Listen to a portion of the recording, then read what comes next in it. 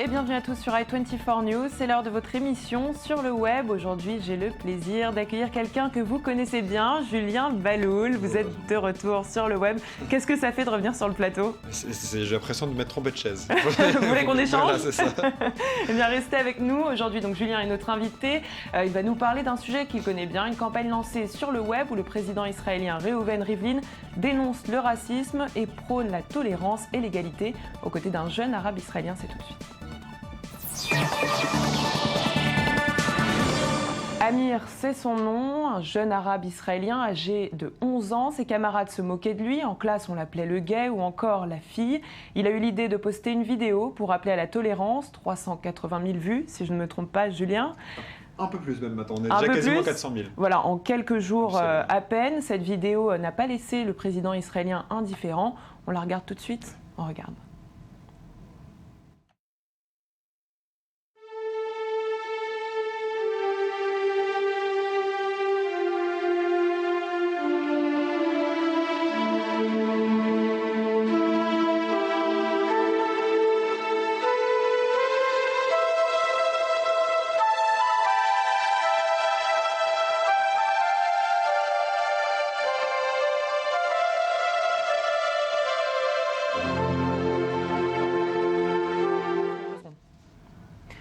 Alors Julien, qu'est-ce qui s'est passé exactement ? Donc ouais, vas-y, hein, il a 11 ans, il s'appelle George Amira, pour être précis, il habite à Jaffa. Quelques mètres d'ici, puisque nous sommes au port de Jaffa. Il était un peu le bouc émissaire de sa classe, comme ça arrive souvent dans plusieurs établissements scolaires. Il y a souvent un enfant qui est un peu plus jeune que les autres, plus petit que les autres, plus gros, voilà, un peu différent, et qui est un peu le bouc émissaire, sauf qu'aujourd'hui nous sommes en 2014, il y a Facebook, et cet enfant a donc raconté son calvaire au travers des messages, comme on l'a vu.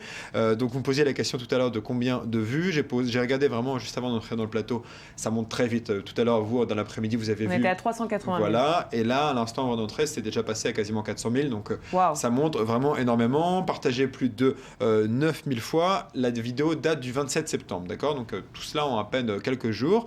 Le président israélien, Reuven Rivlin, qui est entré en fonction pendant l'été, a vu la vidéo et il a décidé d'inviter l'enfant à la résidence officielle du président à Jérusalem avec sa famille, ses parents et ses frères. Il est venu, il a apporté son soutien contre ces actes d'agression, de discrimination, appelez ça comme vous voulez, dont il était victime. Il a invité sa famille, il a soutenu l'enfant. Il a proposé à l'enfant d'enregistrer une autre vidéo avec lui, sur le même ton et sur le même style de la première vidéo. Regardez la vidéo du président Reuven Rivlin avec George Amira.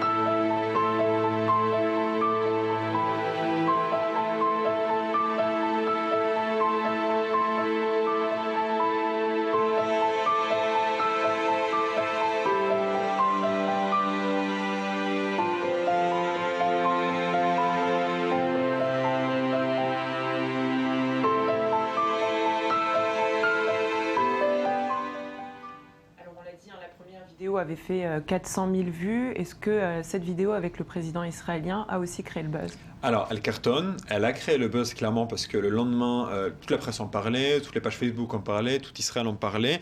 Pour être précis, en 24 heures, elle a fait 118 000 vues sur Facebook. En 24 heures, l'autre a pris un peu plus de jours pour arriver à 400 000. Donc c'est moins... Effectivement, elle a été postée samedi. Donc... Voilà, donc c'est à peu près dans le même ordre de grandeur si vous voulez. 118 000 vues, ce qui reste impressionnant, c'est qu'un enfant a réussi à faire 400 000 vues, alors que là c'est le président qui a fait 118 000 vues. Donc tout de même, l'enfant a plus de mérite dans cette histoire. 6 000 partages, 16 000 vues supplémentaires sur YouTube. On rappelle tout de même que la vidéo a été postée également sur des sites d'information, donc il faudrait comptabiliser également sa vue. Donc vraiment quelque chose d'assez important, des centaines de commentaires.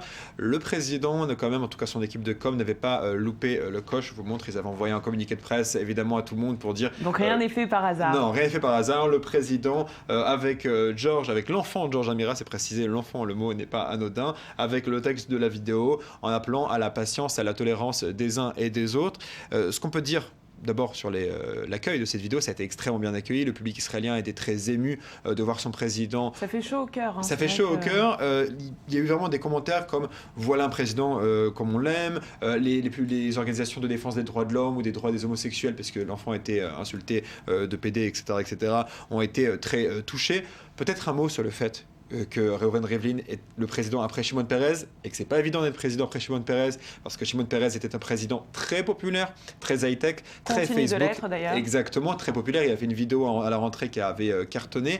Donc c'est très difficile pour Reuven Rivlin de passer derrière lui, de passer derrière un homme aussi populaire avec une équipe de campagne très forte. Ce que je précise, c'est que Reuven Rivlin a signé un contrat avec l'agence de com qui est la même qui gère Shimon Peres, donc il est bien entouré. D'accord, donc tout ça, c'était une stratégie. Merci beaucoup, Julien, de nous avoir fait l'honneur d'être avec nous en plateau. Restez avec nous et on reste, nous, sur le web. On va parler tout de suite de Facebook. Ça y est, cette affaire est enfin réglée. Facebook permet désormais à ses utilisateurs d'utiliser des noms d'emprunt suite à l'indignation des membres de la communauté transsexuelle. Le réseau social a décidé d'assouplir ses règles. Il permettra enfin à ses abonnés d'utiliser un pseudonyme. Pour nous en parler, j'ai le plaisir d'accueillir Laura Duhamel. Alors vous, tous les jours, vous êtes en régie, vous me parlez dans l'oreillette et aujourd'hui, vous nous faites le plaisir d'être avec nous en plateau. Alors expliquez-nous tout ce scandale autour de Facebook. Voilà, alors en fait, jusqu'à présent, Facebook obligeait ses utilisateurs à mentionner leur vrai nom. Alors évidemment, tout un chacun peut utiliser un surnom, mais il est expressément mentionné dans les conditions générales qu'il faut préciser justement son nom si évidemment une forme de discrimination. Ils revendiquaient donc le droit de ne plus utiliser leur nom de naissance qu'ils avaient donc changé entre-temps. Alors après avoir menacé de manifester à San Francisco, ils ont fini par obtenir gain de cause et pas seulement puisque même au-delà, ils ont obtenu justement des excuses de la part de Chris Cox, qui est l'un des responsables de Facebook. Et à noter justement au passage que c'est un combat qui était presque gagné d'avance, si j'ose dire, puisque la Cour européenne des droits de l'homme depuis 2002 considère le transsexualisme comme un syndrome et donc leur octroie le droit de changer d'identité au nom justement de leur vie privée. D'accord, de changer d'identité, on passe de l'homme à la femme ou tout simplement d'une vraie identité à un pseudonyme? Alors, en fait, ils peuvent, en général, je ne sais pas moi, imaginer un homme qui s'appelait Thomas et qui finit par s'appeler Marie. On l'obligeait à conserver le nom de Thomas. Alors aujourd'hui, il pourra changer son nom sous celui de Marie, par exemple. D'accord, donc est-ce qu'on peut dire qu'aujourd'hui, Facebook abandonne la lutte contre l'anonymat? Alors pas du tout, justement. Facebook simplement admet des exceptions, alors pour les transsexuels, mais pas seulement, il admet aussi des exceptions pour les enseignants, pour les juges ou encore pour les victimes d'agression, mais il maintient sa politique contre l'anonymat. Donc la bataille continue, j'imagine. Alors ça dépend, on peut aussi soutenir la politique de Facebook.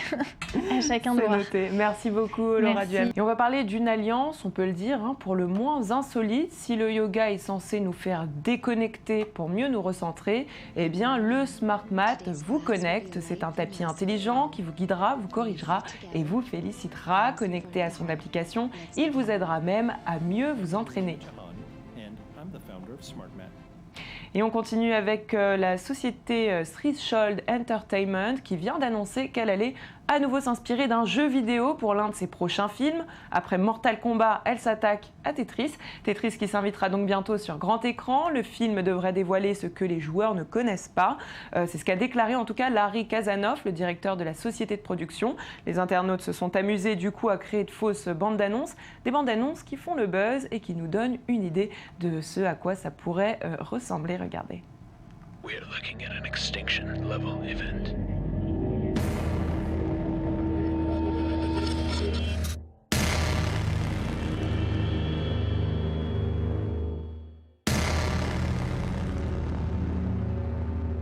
I did not create Tetris. I was but the messenger. I were so wrong.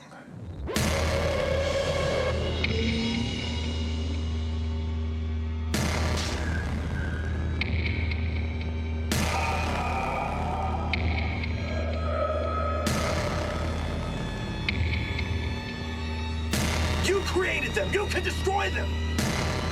No! No! It's inevitable.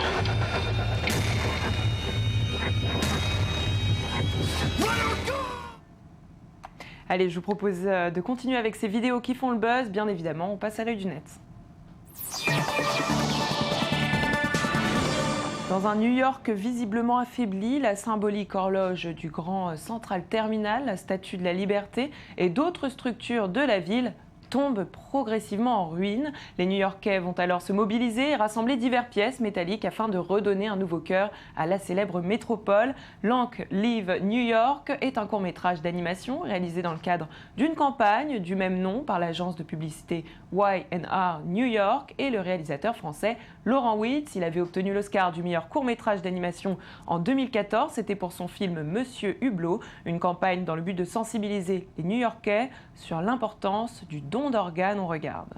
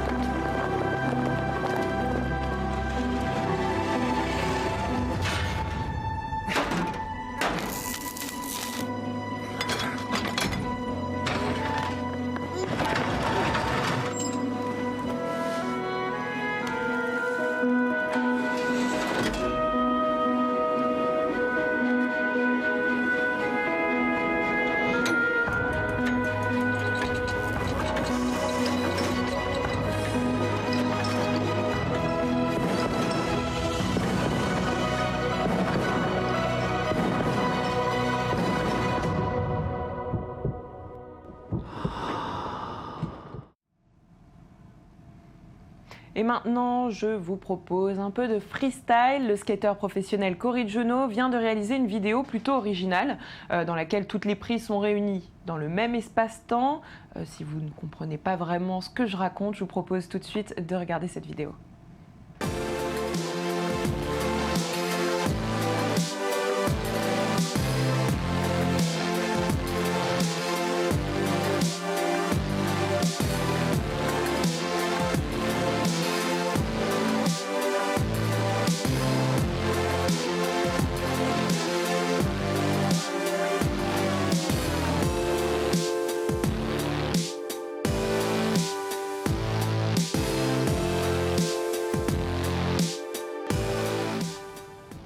Et puis pour le premier épisode de la saison 26 des Simpsons intitulé Clown in the Dumps, l'animateur américain Don Hertzfeld a réalisé une introduction pour le moins insolite. Elle aussi, il a imaginé à quoi ressemblerait la famille Simpson si elle était envoyée loin, très loin dans le futur. Regardez.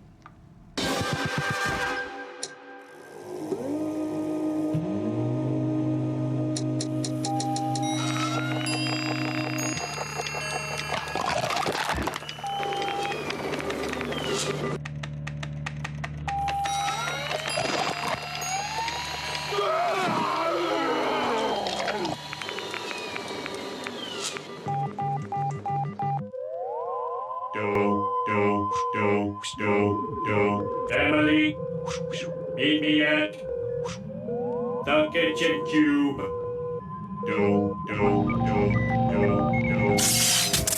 am Simpson. I am Simpson. I am Simpson. Don't have cow, man. I am Simpson. Don't have cow, man. I am Simpson. I am Simpson. Don't have cow, man. Avec nous, parce que nous, on se quitte en musique avec le dernier buzz de Walk of the Earth. Am I wrong for saying that I choose another way? I ain't trying to do what everybody else doing, just cause everybody doing what they all do. If one thing I know, I fall but I grow. I'm walking down this road of mine, this road that I call. So am I wrong for thinking that we could be something forever? Yeah. Now am I wrong? Am I wrong for trying to reach the things that I can't see? That's just how I feel. That's just how I feel.